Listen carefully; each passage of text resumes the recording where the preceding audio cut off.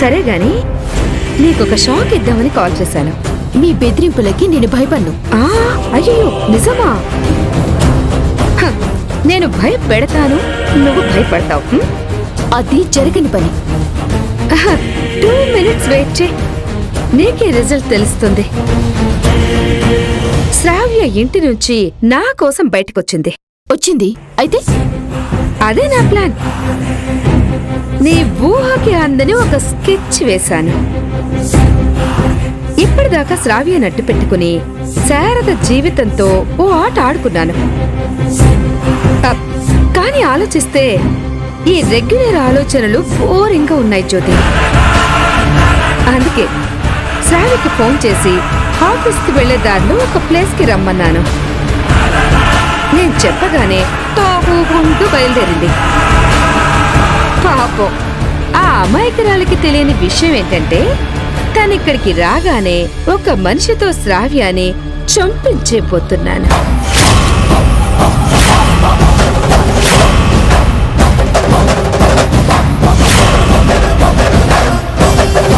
Blackmail చేసి నన్ను భయపెట్టాలని అనుకుంటున్నావా?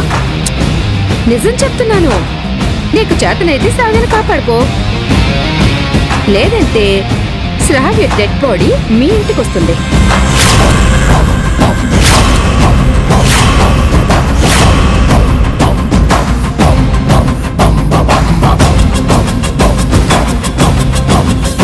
నేనెవరు చెప్పింది నిజమేనా?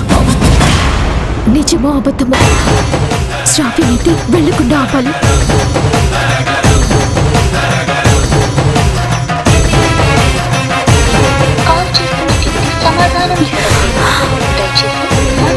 శ్రావ్య ఫోన్ లిఫ్ట్ చేయడం లేదు. The number you are trying to call is currently not reachable. Please try.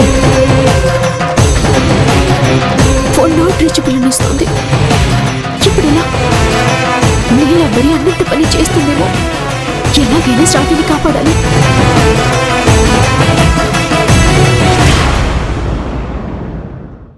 శారదమ్మా, శారదమ్మా, శారదమ్మా! ఏమైంది పార్వతి? ఎందుకంత కంగారు పడుతున్నావు? మీ ఇంటికి ఈ మధ్యలో ఒక అమ్మాయి వస్తుంది కదా. ఎవరి గురించి చెప్తున్నావు? అదే పండుగ రోజు కూడా వచ్చింది కదా. అప్పుడప్పుడు కారు వేసుకొని మీకోసం వస్తుంది కదా. శ్రావ్యనా? అమ్మాయే. తనని జ్యోతి చంపడానికి కత్తి పట్టుకొని వెంట పడుతుంది.